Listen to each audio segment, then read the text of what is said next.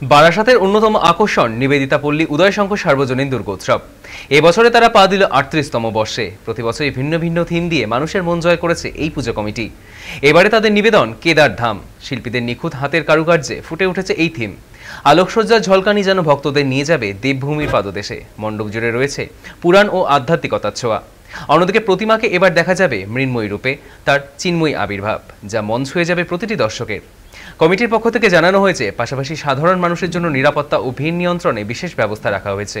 কমিটির সদস্যরা মনে করছেন, নিবেদিতা পল্লী এবার বারাসাতের পুজো মানচিত্রে আলাদা মাত্রা যোগ করবে।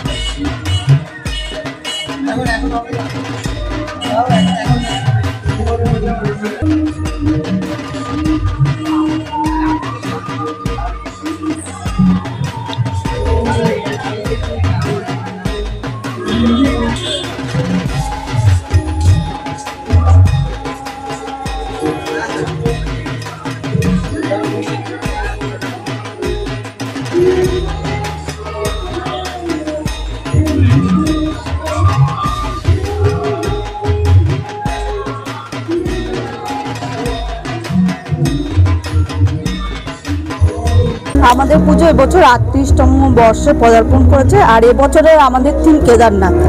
আর আমাদের এই কেদারনাথ প্যান্ডেল গত ৩ মাস আগের থেকে প্রস্তুত করা হচ্ছে। প্রাকৃতিক দুর্যোগ থাকা সত্ত্বেও আমাদের প্রতিকূলতা কাটিয়ে এই পুজো মণ্ডপ তৈরি করা হয়েছে।